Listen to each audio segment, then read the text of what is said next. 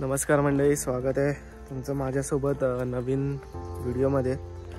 तर आज मी नाशिकमधले मिसळ एक्सप्लोअर करायच्या ह्याच्यात चाललेलो आहे साधना चुलीवरची मिसळमध्ये। हे नाशिकमध्ये साधना चुलीवरची मिसळ हे त्या दोन मिसळपेक्षा आधीपासूनच आहे आणि खूप फेमस आहे। तर त्याची टेस्ट कशी आहे आणि कशी त्यांची मिसळ लागते ते मी तुम्हाला ह्या व्हिडिओमध्ये सांगेन। आणि अजून काय फिरणार असेल तर ते पण मी तुम्हाला याच व्हिडिओमध्ये दाखवेन। तर चला जाऊया। तर मी आता पोहोचलेलो आहे साधना चुलीवरच्या मिसळमध्ये। हे काका स्वागतासाठी आहे आणि हे यांचं असं ॲम्बियन्स आहे, खूप छान आहे। आता सुधरवलं आहे, बसण्याची व्यवस्था बघा,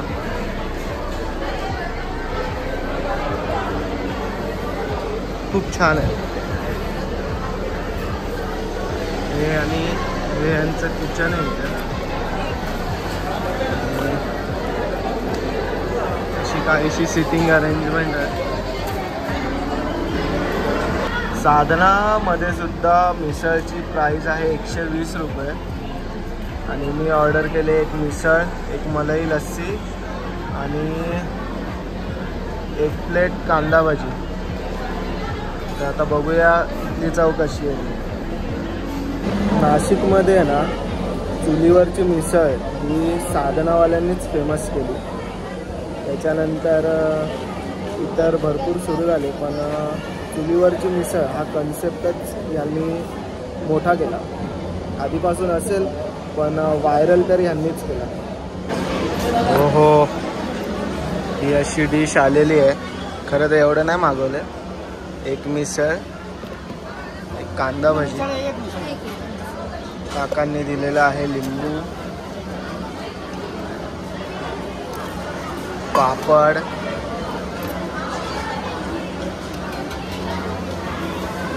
पाव, वाव, एक नंबर। पण काकांनी तर्री आणि रस्सा दिलाच नाही आहे, तर त्यांना विचारूया। आणि ते रस्सा आणि तर्री सुद्धा आलेली आहे। आणि आता मी सुरुवात करणार आहे खायला। तर सर्वप्रथम रस्सा,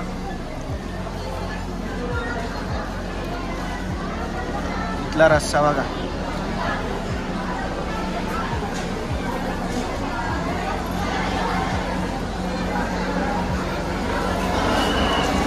कमी वरून तर्री घेणार आहे मस्तपैकी।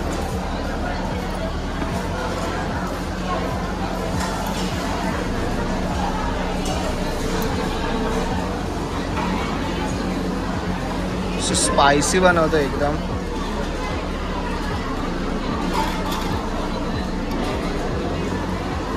वाह, एकदम एक्स्ट्रीम लेवलला असं स्पायसीनेस मी टाकलेलं आहे याच्यात तर्रीच्या स्वरूपात। आणि आता त्यावर लिंबू।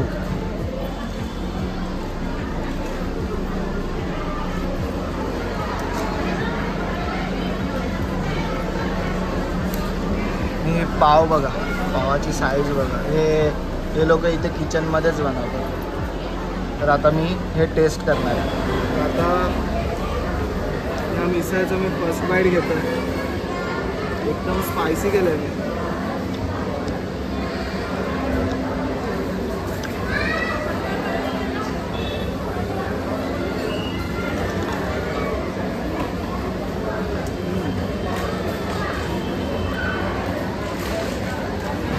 छान आहे। या मिसळला थोडा चुलीवरचा फ्लेवर पण आहे।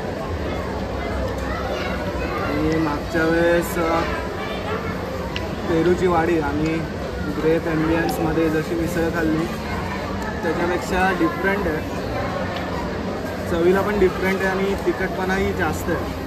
म्हणजे तर्रीचा जो तिखटपणा आहे तो जाणवतो आहे, एकदम छान।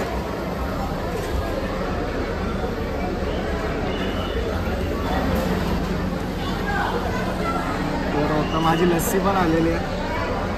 इथली लस्सी छान दिसते मला लस्सी। मलाई लस्सी बोललो होतो, काकांनी मलाई टाकून दिलेली आहे. पण मी टेस्ट करतो.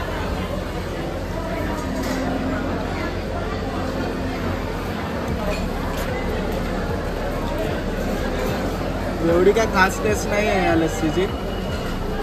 म्हणजे अगदी छान पण नाही आहे, असं टेम्पटिंग नाही आहे. कालची जशी होती तशी नाही. आणि आता बारी आहे मिसळ दहीसोबत ट्राय करायची.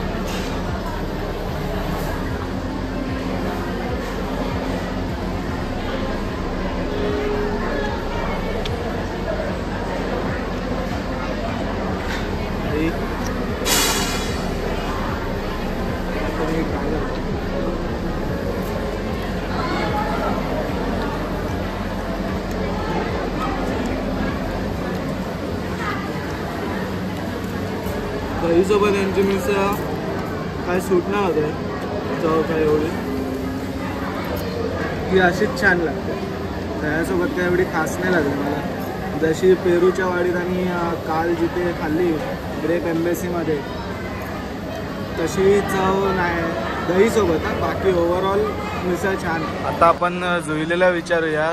आपण 3 ठिकाणी खाल्लेली आहे मिसळ, तर तुला कोणती मिसळ जास्त आवडली? फॉर मी मला ग्रेट एम्बसी एक नंबर वाटते. कारण त्यांचं ओव्हरऑल सगळंच फूड खूप छान होतं. मिसळ, लस्सी, ढोकळा सगळंच खूप छान होतं. त्यानंतर सेकंड साधना चुलीवरची मिसळ आणि थर्ड पेरूची वाडी. या ठिकाणी मी मँगो मस्तानी पण मागवली होती, ती आता आलेली आहे मस्तपैकी. आणि सर्वात प्रथम जुईली टेस्ट करणार आहे.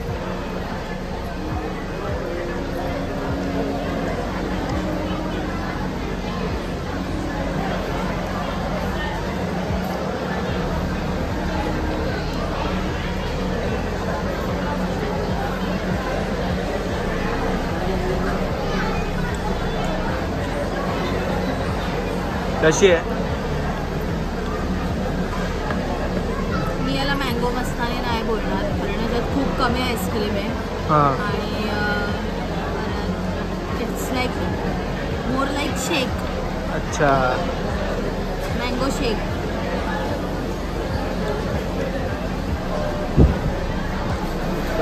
जुईने रिव्ह्यू दिल्यानंतर आम्ही ट्राय करतोय ना.